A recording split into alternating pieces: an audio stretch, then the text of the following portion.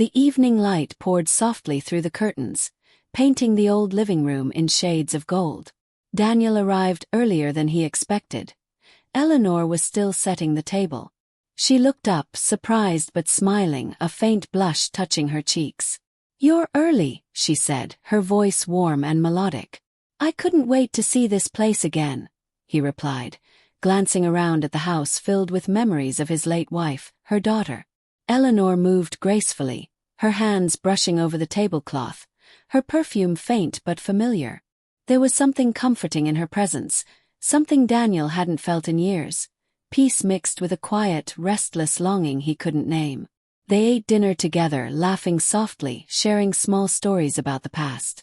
Every time their eyes met, a quiet current passed between them, unspoken, impossible, yet undeniably real. After dinner they sat near the fireplace. The fire cracked gently, reflecting in Eleanor's eyes. "She would have wanted us to stay close," she said quietly. "I know," he whispered. "Sometimes being here feels like she's still with us." Their hands brushed as they both reached for the same photo frame. For a moment time stopped. Neither spoke. The air carried something tender, almost electric, like the memory of love itself. Eleanor looked away first, smiling softly, hiding something behind her eyes. "Tea?" she asked, breaking the silence. Daniel nodded, his heart heavier and lighter all at once. That night as he drove home, the warmth of her hand lingered on his skin, a warmth that was never meant to cross any line, but somehow filled the emptiness he'd carried for so long. The soft hum of rain accompanied Daniel's drive through the quiet countryside. The sky was gray, yet somehow gentle, like the calm before a memory. It had been 3 years since his wife Claire passed away, and almost as long since he had last seen her mother, Eleanor. He told himself this visit was simply out of courtesy, a small gesture of respect. But deep down, he knew it was something more, a longing for the only person who might understand the silence that had swallowed him whole. The gravel crunched beneath his tires as he pulled up to the familiar white house. The roses she once tended were still blooming, climbing up the fence like time had never passed. The door opened before he could knock. Eleanor stood there, framed by the warm glow of the hallway light. Her hair, streaked with silver, was pulled back loosely, and her eyes, the same deep green as her daughter's, held both surprise and a quiet relief. "Daniel," she said softly, almost afraid he might disappear if she said it too loudly. He nodded, managing a faint smile. "It's good to see you, Eleanor." "Come in," she said, stepping aside. "You must be tired. The road's long." The scent of lavender and wood polish filled the air, the scent of the home Claire grew up in. Everything was just as he remembered. The framed photographs, the piano, the worn armchair by the window. Yet it all felt different now, like a place caught between presence and memory. They sat in the kitchen, where Eleanor poured him tea. Her movements were graceful, calm, the kind that only come with time and grief. "I wasn't sure you'd ever come back here," she admitted after a pause. Daniel looked down at his cup, watching the steam rise. "I wasn't sure either. Sometimes, being here feels like standing on the edge of something I'm not ready to face." Eleanor nodded, her gaze drifting to the window where rain streaked the glass. "Grief is strange," she said. "It doesn't fade, it changes shape. One day it's sharp, the next it's quiet. But it's always there." Their eyes met for a moment that lingered longer than it should have. There was no romantic intent in it. Not yet, only recognition. Two souls, both wounded by the same loss, finding a flicker of peace in each other's company. Dinner was simple: roasted vegetables, bread, and a small glass of wine. They laughed softly at old stories. How Claire had once tried to bake and nearly burned down the kitchen. How Daniel could never fix the leaky faucet. The sound of laughter felt strange, like a ghost of joy returning home. Afterward they moved to the living room. The fire in the hearth crackled, painting the walls in amber light. Eleanor sat near the flames, her face calm, her eyes thoughtful. Daniel watched her, not with desire, but with an ache that felt too close to comfort. She used to sit there too, Eleanor murmured. Always with a book she never finished. Daniel smiled sadly. She said reading was an escape, not from the world but from herself. Eleanor looked at him then, truly looked. You miss her still. Every day, he whispered. And yet, I'm afraid I'm forgetting the sound of her laugh. Eleanor's eyes softened. She reached out instinctively, her hand brushing his. Just a fleeting touch, but enough to draw a breath from both of them. It's all right to remember, she said gently. And it's all right to keep living. The fire popped, and silence settled again. But it wasn't uncomfortable. It was full of warmth, of memory, of something unnamed that neither dared to speak aloud. When Daniel finally stood to leave, Eleanor walked him to the door. The rain had stopped, and the moonlight reflected off the wet road. Thank you for coming, she said, her voice soft, almost trembling. Thank you for still being here, he replied. For a heartbeat, they stood there. Two people joined not by blood or romance, but by loss, by understanding, by something that lived quietly between the lines of grief and comfort. And when Daniel drove away, he realized that for the first time in years, his heart didn't feel entirely empty. The week after Daniel's visit, the countryside seemed to call him back. He tried to ignore it at first, telling himself it was just nostalgia, that he'd already done his duty by visiting. But the truth was harder to silence. There had been something in Eleanor's eyes that stayed with him, something fragile like the last light before dusk. He told himself it wasn't wrong to check in again to see how she was doing. She lived alone after all. When he arrived the second time, the late autumn wind had begun to turn cold. The garden was fading. The roses had lost their color. Yet Eleanor stood outside, trimming the last of the lavender stems, her hair moving softly in the breeze. She turned as his car approached, surprise flickering across her face, followed by something warmer. Daniel, she said, brushing her hands on her apron. I wasn't expecting you. I was nearby, he lied gently. Thought I'd stop in. You're a terrible liar, she smiled, shaking her head. But I'm glad you did. They went inside, the warmth of the house wrapping around him like a memory. The fire was already lit, and the scent of cinnamon filled the air. Eleanor handed him a cup of tea and sat across from him by the window. For a while they spoke of small things, the weather, the news, the neighbor's dog that wouldn't stop barking. Yet beneath every word was that same quiet thread, that invisible current that made the air between them feel charged and alive. Eleanor noticed it too, though she never let it show. Her voice remained calm, her gestures measured. But when their eyes met, there was always a pause, a subtle breath, as though both of them stood at the edge of something that could never be spoken aloud. After tea, she showed him the attic. It had been Claire's old studio, where she used to paint. Dust hung in the air like mist, and the faint scent of oil paint lingered. Canvases leaned against the walls, unfinished pieces of sunlight, faces and skies. Daniel stood quietly, tracing his fingers along one of them. She was good, he whispered. She was like her father, Eleanor said softly, always chasing beauty before it slipped away. He turned to her, and for a moment, their eyes held longer than they should have. The light from the attic window fell across her face, highlighting every line of time, every trace of grace. She looked at him, not as a son-in-law, not even as a friend, but as someone who had shared the same loss, the same sleepless nights. Something stirred between them, unspoken, bittersweet. Later, as they came back downstairs, Eleanor brought out a photo album. They sat side by side on the couch, the soft rustle of pages filling the silence. In one photo, Claire stood in her wedding dress, smiling radiantly. Daniel stared at it for a long moment, his throat tightening. She was so beautiful that day, Eleanor said, her voice trembling slightly. She was, Daniel replied quietly. I never thought I'd have to live without her. Eleanor's hand brushed his again, unintentionally, but this time she didn't pull away. Their fingers rested side by side, close but not touching. The warmth between them was unbearable in its gentleness. I sometimes dream of her, Eleanor whispered. Not as she was at the end, but as she used to be. Laughing, young, happy. Daniel nodded.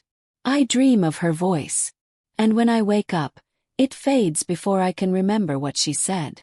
The silence that followed wasn't empty. It was full of ghosts of what was and what could never be. When he left that evening, Eleanor walked him to the door again. The air was colder now, and a thin fog curled around the garden. Drive safely, she said. I will. He hesitated, his hand on the doorframe. Eleanor, you don't have to be alone all the time. If you ever need anything. She smiled gently, her eyes glistening. I know. But solitude isn't always loneliness, Daniel.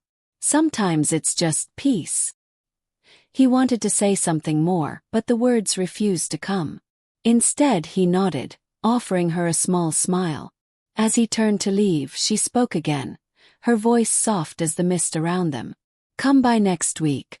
I'll make that apple pie you always liked. Daniel looked back. You remember that? Of course, she said with a faint laugh.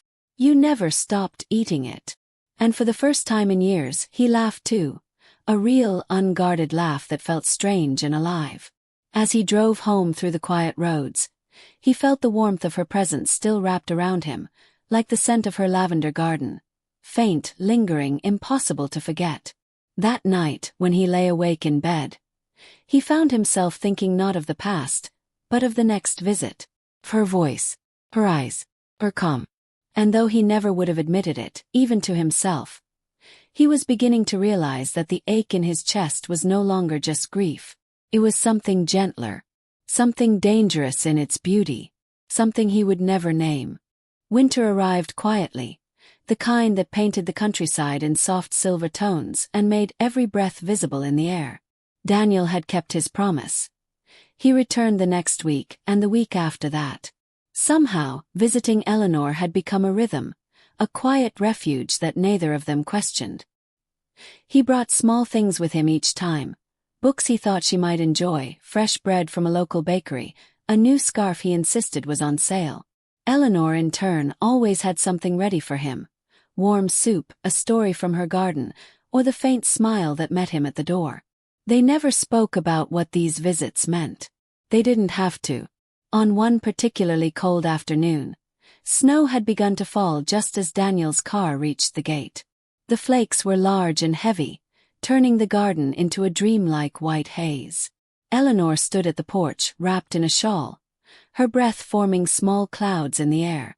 You're going to get stuck in this weather, she said as he approached. Then I suppose I'll have to stay, Daniel replied, smiling. Eleanor shook her head but couldn't hide her laughter. I'll make tea. Come in before you freeze. Inside, the fire crackled softly. Daniel took off his coat, and for a brief moment, his fingers brushed hers as she reached to take it. The warmth of her touch lingered longer than it should have, and she felt her pulse rise in quiet betrayal of her calm. They sat by the fire as the storm deepened outside. The windows glowed faintly orange, and the world beyond disappeared beneath snow and silence. Eleanor handed him a cup of tea, their fingertips meeting again. It's strange, she said, her voice low. I used to love winter, but lately it feels lonelier. Daniel looked into the fire. I know what you mean. It used to remind me of holidays. Now it just feels like waiting for something that won't come back. She nodded, her eyes distant. After Claire passed, I stopped putting up decorations. It felt wrong, celebrating anything. He turned to her, his voice soft. You shouldn't feel guilty for still being here. She wouldn't have wanted that. For a long time neither spoke. The only sound was the fire and the soft rhythm of the wind against the window. Then Eleanor reached for a small box on the table. I found this yesterday, she said, opening it carefully. Inside lay a few old photographs. Claire as a child, laughing in the garden, covered in flour after helping her mother bake. Daniel smiled sadly. She had your eyes. Eleanor's lips curved into a faint, fragile smile. And her father's stubbornness. Their hands lingered near each other on the edge of the table, Not touching, just close enough for warmth to pass between them like a secret. As the evening deepened, the fire dimmed. Shadows moved across the walls, and the snow outside grew thicker. Eleanor rose to add more wood to the hearth. Daniel stood to help, and when their hands met again, she froze. For a heartbeat, they were both still, close enough to feel each other's breath, close enough to sense the quiet ache between them. He stepped back first. "I'm sorry." "There's nothing to be sorry for," she said gently. "We're only human." Her tone carried no reproach, no suggestion, just truth. And yet that truth hung in the air between them, trembling like the flame of a candle about to go out. Eleanor turned back to the fire, her face hidden in the flickering light. "Stay tonight. The roads will be impossible." Daniel hesitated, but her voice, soft, steady, and kind, left no room for argument. "All right," he said quietly. "If you're sure." "I am." She showed him the guest room, small, warm, filled with the scent of cedar and old linen. Before she left him to rest, she paused in the doorway. "Good night, Daniel," she said softly. "Good night, Eleanor." When she closed the door, he sat on the edge of the bed, listening to the silence of the house. He could hear the faint crackle of the fire in the next room, the quiet rhythm of her footsteps, and the whisper of the storm outside. He should have felt uneasy. Instead he felt calm. Alive. Down the hall, Eleanor stood by the window, watching the snow fall under the pale light. Her heart was steady but her thoughts restless. The warmth she felt when he was near frightened her, not because it was wrong, but because it reminded her that she was still capable of feeling at all. She pressed a hand to her chest and whispered into the night, as though confessing to the wind. "I miss you, Claire. But he's so lonely, and so am I." The snow kept falling, soft and endless, erasing everything beyond the window, leaving only two lights glowing quietly in the dark. The next morning, Daniel woke to a world wrapped in white. Snow covered every branch and path outside the window, soft and unbroken, like the start of a blank page. For a moment he simply listened. The hush of the house, the ticking of the old clock, the faint sound of movement in the kitchen below. He followed the smell of coffee and found Eleanor standing by the stove, wrapped in a wool cardigan, her hair caught loosely at her neck. She looked over her shoulder and smiled, a little surprised that he was awake so early. "Morning," she said. "I wasn't sure if you'd want breakfast before trying to drive." He looked out the window. "I don't think the car's going anywhere today." "Then breakfast it is." They ate together at the small kitchen table, toast, jam, and strong coffee that steamed in the chill air. Sunlight began to reach through the frost on the panes, breaking into gentle prisms. It filled the room with a tender glow, and for a moment Daniel thought he had forgotten what mornings like this felt like. Unhurried, quiet, alive. Eleanor set her cup down and looked at him thoughtfully. "You've lost weight," she said. He laughed softly. "You sound like Claire. Maybe that's why I noticed." Her smile faded into a pause. "Do you ever feel her near you?" Daniel hesitated. "Sometimes. In dreams mostly. It's not her face exactly. More like the feeling she used to leave behind." Eleanor nodded, her eyes glimmering. "That feeling never leaves. It only softens." The warmth of her words reached deeper than he expected. He wanted to thank her, but instead he found himself watching how the light touched her hair, how she folded her hands together as she spoke, gestures familiar and new all at once. They spent the day inside. Eleanor pulled out a puzzle she had never finished, and together they sorted through the pieces at the table near the fire. Hours passed quietly, marked only by the soft sounds of pieces sliding into place and the muted wind outside. Now and then they spoke about nothing and everything. He told her about his work, the projects left half done since Claire's death. She told him about her garden, how she still planted flowers though there was no one left to see them bloom. "Maybe that's the point," she said. "To keep growing things even when no one is watching." He looked at her then, really looked, and something inside him shifted, a gentle recognition that what he felt for her was not the beginning of love, but the return of living. By afternoon the storm had eased. Eleanor suggested a walk, and they stepped outside into the hush of falling snow. The world was untouched, dazzling in its silence. Their footprints marked the first path through the garden.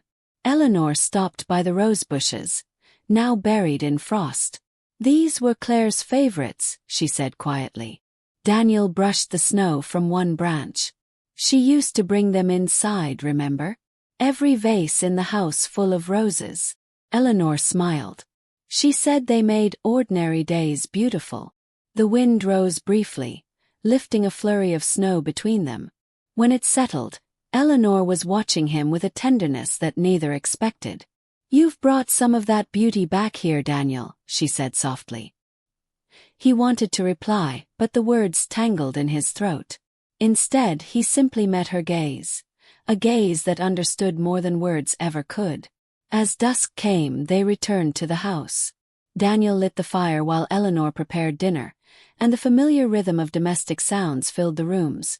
The crackle of kindling, the clink of plates, the low hum of an old radio playing somewhere in the background. After the meal, they sat together again, both tired from the day. Eleanor leaned back, eyes half closed, her expression peaceful.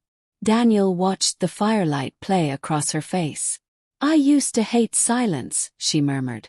"It made me feel abandoned. Now it feels like company." He nodded.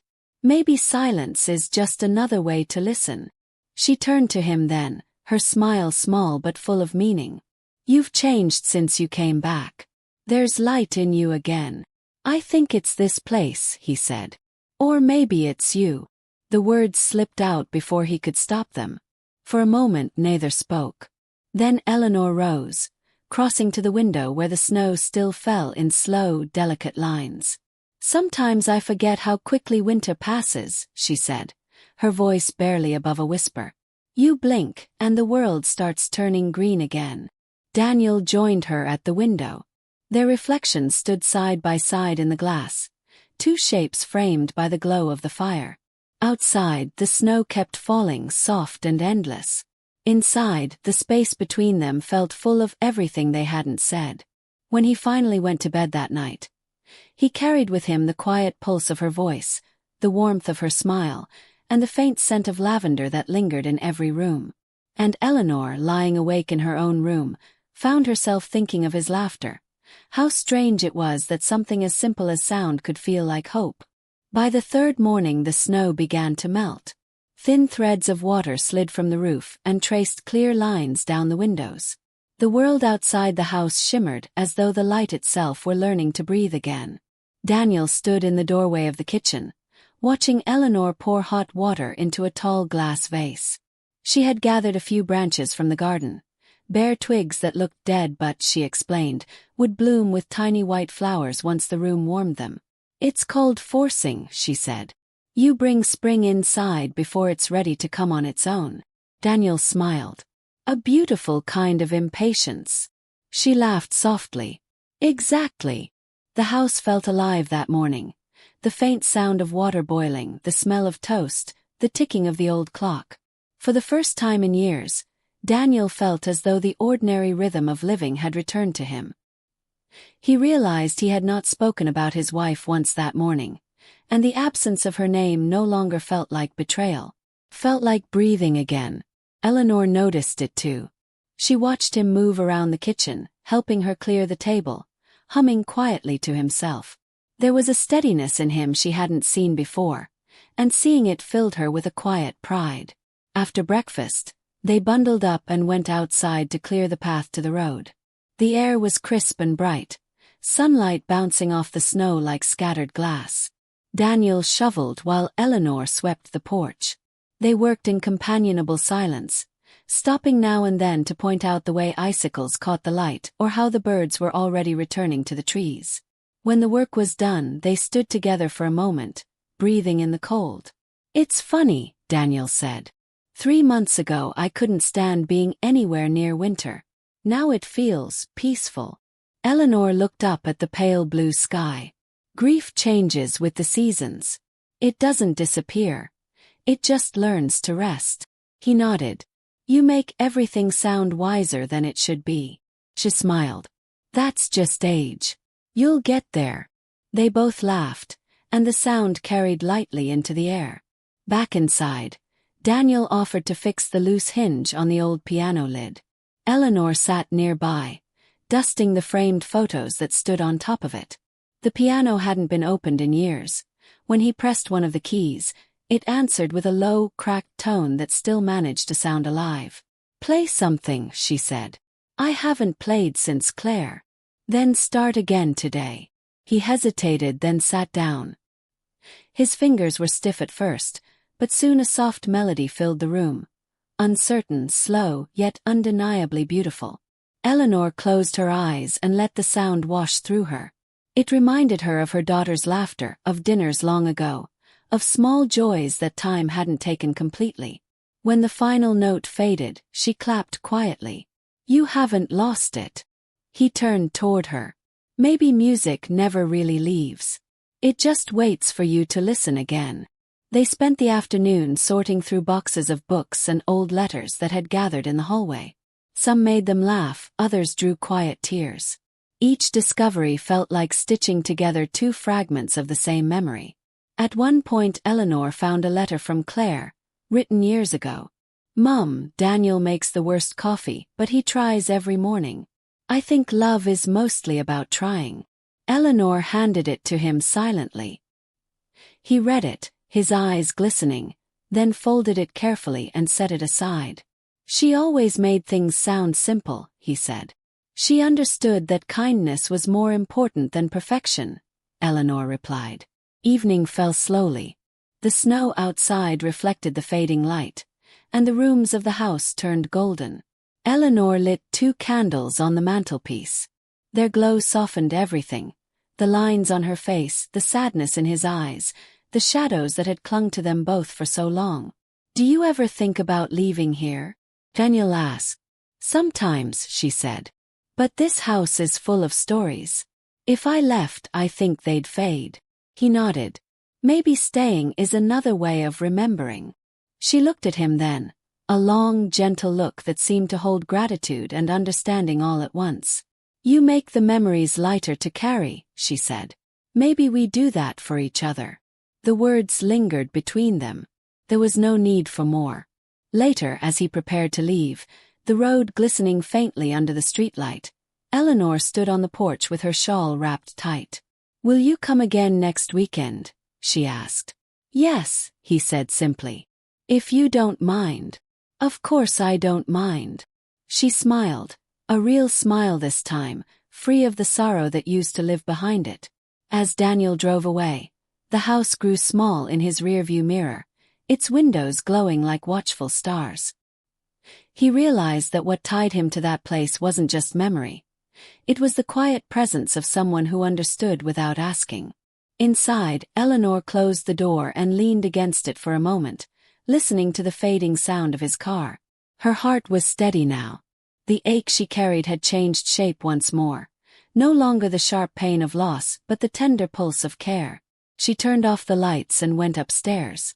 On her bedside table lay a single branch from the vase downstairs. The first tiny white flower had opened, delicate and perfect. She smiled at it, whispering to the empty room, "See, Claire. Spring always finds its way back." Days passed, and the snow continued to retreat from the garden.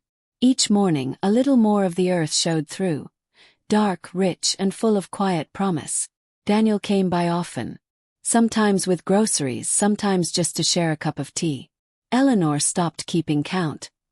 His presence had become part of the rhythm of her days, like sunlight that moved gently through the rooms. He helped her repair the garden fence, fix the loose window frame, even carry down the boxes from the attic she had been too afraid to open for years. There was no hurry in anything they did.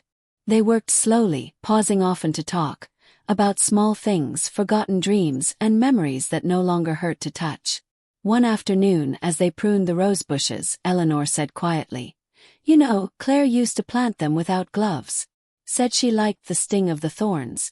It made the flowers feel earned." Daniel smiled. "That sounds like her." Eleanor looked at him. "You've forgiven her, haven't you?" For leaving too soon. He hesitated, then nodded. I think I finally have. She reached out and brushed a bit of soil from his sleeve. Good. She'd want you to live. The simplicity of her words carried the weight of years. They stood there for a while, surrounded by the faint scent of thawing earth and the rustle of returning birds. That evening, Daniel stayed for dinner again. The house was warm, filled with the quiet hum of conversation and the gentle clatter of dishes. They ate by candlelight, not out of romance but out of comfort. The world outside was still cool, but spring was coming, and the air carried its first hints of sweetness. After dinner, Eleanor pulled out an old album. The photographs inside were faded but full of life. Birthdays, seaside picnics, rainy afternoons. In one picture, Claire stood laughing with her arms around both of them. Eleanor touched the photo lightly. She always wanted us to get along, she said, smiling through a tear. Daniel nodded. I think she'd be happy we finally learned how. They spent the rest of the evening reminiscing about the little things that had once seemed unimportant. Burnt toast on Sunday mornings, the sound of the garden gate creaking, the way Claire used to hum while she cooked. It was as if speaking those moments aloud brought her back, not as a ghost of grief, but as part of the gentle pulse of their lives. When it grew late, Daniel stood to leave. I'll come by tomorrow, he said. Eleanor walked him to the door. Only if you bring that terrible coffee you make, she teased. He laughed, and for the first time in a long while, the sound felt effortless. Outside, the night was clear. The moon shone on the wet path, turning the puddles into small mirrors. Daniel paused, looking back at the house. Through the window, he saw Eleanor moving around the kitchen, tidying up, humming softly. The sight filled him with an unexpected sense of peace, the kind that doesn't ask for anything, only exists quietly. The next morning, Eleanor woke to the sound of birdsong. It had been months since the garden had sounded alive. She wrapped a shawl around her shoulders and stepped outside. The air smelled of wet grass and new beginnings. At the far end of the path, she saw Daniel already there, setting up the small bench they had promised to repair. He turned when he heard her footsteps. You're up early, he said. So are you. He grinned. Couldn't sleep. Thought I'd finish this before the rain comes. Together they worked in easy rhythm. When the bench was done, they sat side by side. The silence between them was full but peaceful, like the pause between breaths. Eleanor spoke first. You know, I used to think grief was something you survive. Now I think it's something you grow around. Daniel nodded slowly. Like the roses. Exactly. They watched as the first drops of rain began to fall, small and soft. Neither moved. The rain touched their hands, cool and refreshing, a reminder that the world was still turning, still renewing itself. After a while, Eleanor turned to him and said, When you're ready, you should go back to the city. Finish your work. Live. He looked at her, surprised. And leave you here alone? She smiled. You won't be leaving me. You'll just be carrying what we built here with you. He understood. It wasn't a farewell. It was permission for both of them to begin again. When he finally did drive away a week later, the garden was full of green shoots, and the roses were just beginning to bloom.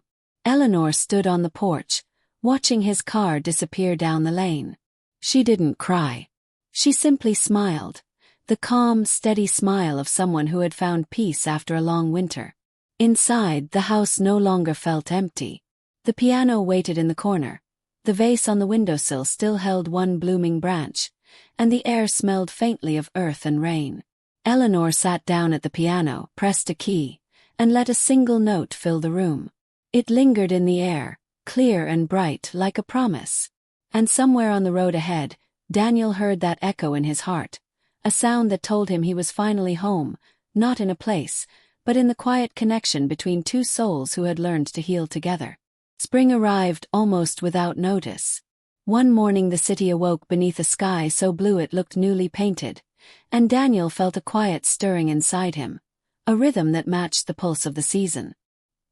He had returned to work at the small architectural studio where he'd once spent long hours before everything had fallen apart. At first it felt strange. The hum of printers, the smell of coffee, the conversations that moved too quickly. Yet bit by bit he found his place again. He stayed late not because he was running from silence, but because the drawings on his desk began to mean something. He was designing a community garden, a circle of paths, benches, and open air. When his colleagues asked where the idea came from, he only smiled. "A house in winter," he said. Every few weeks he wrote to Eleanor. His letters were never long, but always gentle. A description of the city park in bloom, a story about a street musician, a sketch tucked into the envelope. In return, her letters arrived on soft cream paper, her handwriting flowing like vines.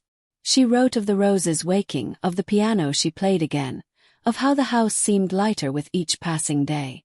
One afternoon a small package came with her letter. Inside lay a single pressed flower, the same white bloom that had opened on her bedside table that winter. A note accompanied it. "The branch you brought to life still blooms. I thought you should keep a piece of it. E." Daniel placed the flower between the glass of a frame and hung it above his desk. It reminded him that even fragile things could last. Summer came, and with it the invitation he hadn't expected. "The garden is ready," Eleanor wrote. "If you want to see it, come when the roses open." He drove down the old familiar road, windows open, warm air carrying the scent of fields and rain. When he reached the house, it was almost unrecognizable, alive with color and sound. The rose bushes that once stood frozen were now overflowing with blossoms. Bees hovered lazily in the sunlight, and the wooden bench they had built together waited beneath an arch of white petals. Eleanor stood at the gate, her straw hat shading her eyes. "You came. I wouldn't miss it," he said. They walked through the garden paths slowly, as though not to disturb the peace that surrounded them. The air shimmered with heat, and somewhere a bird sang a clear, spiraling song. Eleanor pointed toward the far corner of the yard, where a small stone stood half hidden among the flowers. "I placed it there for Claire," she said. "Not as a grave, just a marker. A way to say thank you." Daniel knelt to read the inscription. "For laughter that still echoes." He felt a smile lift through his sadness. "It's perfect." They sat on the bench afterward, letting the quiet speak for them. Time had softened everything, their voices, their movements, even their memories. What remained was not grief but a gentle gratitude for the road that had led them here. As evening came, the sky turned gold and lavender. Eleanor brought out a pitcher of lemonade, and they drank in companionable silence. She looked at him over the rim of her glass. "You've changed," she said. "So have you. Maybe we both just remembered how to live." He nodded, tracing the rim of his glass. "I used to think healing meant going back to how things were. Now I think it means learning to love what comes after." Eleanor smiled. "That sounds like something Claire would have said." They laughed quietly, and for a moment the years between loss and this small miracle of calm seemed to fold together. When Daniel prepared to leave the next morning, the garden was shining with dew. Eleanor handed him a small envelope. "Don't open it until you get home," she said. He promised and drove back toward the city. The road stretched before him, bright and endless. At a rest stop by a field of tall grass, he opened the envelope. Inside was a simple note. "Every garden needs a beginning. Plant something where you are. Doesn't have to bloom right away. It just has to live." Attached to the note were a few tiny seeds, rose seeds wrapped in a piece of tissue. Daniel closed his eyes and felt the warmth of sunlight on his face. He could almost hear her voice carried on the wind. Calm, steady, patient. Weeks later, he found a small plot behind his apartment building, cleared the stones and planted the seeds. Each morning before work he watered them, not expecting much. But by the end of summer, faint green shoots appeared, fragile yet determined. He sent a photo to Eleanor with a short message. "They've begun." Her reply came the next day. "So have you." Time moved forward as it always does. Autumn touched the city again, and though the days grew shorter, Daniel felt no dread. The flowers on his balcony survived the first cool nights, and the framed white bloom above his desk remained as bright as ever. Miles away, Eleanor tended her own garden, preparing it for winter. She wrote her letters less often now, not out of distance but out of peace. She knew that the bond they shared no longer needed constant words. It lived quietly, like the roots beneath the frost, waiting for spring's call. One evening she sat at the piano and played the melody Daniel had once discovered again that snowy afternoon. The notes drifted through the open window, into the soft night air, mingling with the rustle of leaves and the rhythm of her own steady heart. And somewhere in the city, though he could not hear it, Daniel paused over his work and felt the same calm wash over him. A quiet echo of harmony that had begun in winter and would, he knew, return every season that followed. Because some connections, like gardens, do not end. They simply keep blooming in new soil. Years passed, as softly as petals falling. Seasons folded over one another, and what had once been a shared winter slowly became a story of many springs. Eleanor's garden thrived. The roses she and Daniel had tended that first year now climbed the walls of the house, reaching almost to the roof. The bench they built had weathered silver gray with time, yet still stood strong beneath the archway. Every summer, neighbors stopped by to admire the blossoms. Eleanor would smile and offer them tea, her eyes always drifting toward the horizon where the road disappeared. Daniel came less often as his life grew busier. New projects, new friends, a quiet rhythm of living that filled his days. But their letters never stopped. Sometimes only a single line. The roses bloomed early this year. The city smells of rain again. Each message was a thread, light but unbroken. One spring, nearly 5 years after that winter, Daniel returned. His hair had begun to gray at the temples, and his hands bore the faint lines of time, but his eyes still carried that same calm light. Eleanor was sitting on the porch, a book in her lap. She looked up, and her face broke into the kind of smile that needed no words. "You found your way back," she said. "Always," he replied. They walked through the garden together, slower now, but with the ease of old friends who had long since stopped needing to fill every silence. The roses were in full bloom, each flower heavy with fragrance. Daniel stopped by the small stone at the corner of the yard and knelt down. "She'd love this," he said. "She would," Eleanor answered softly. "But I think she'd love what came after even more." They sat on the bench and watched the afternoon light fade into gold. The air was warm, humming with bees and the low whisper of leaves. After a long while, Eleanor said, "I used to think healing meant finding an ending. But maybe it just means learning to keep walking, even when the path changes." Daniel nodded. "And realizing you're not walking alone." She smiled, and in the quiet between them, there was nothing left unfinished. When he left that evening, he promised to return in autumn. She knew he would, not because of duty, but because their friendship had become part of who they were, steady, grounding, and alive. That night, Eleanor sat at the piano and played the same melody she always returned to. The notes drifted through the open window, mixing with the scent of the roses. For a moment, she could almost hear laughter, not haunting but tender, like a memory turned into music. In the city, Daniel watered the roses growing on his balcony. They had multiplied over the years, spilling from their pots like a quiet celebration.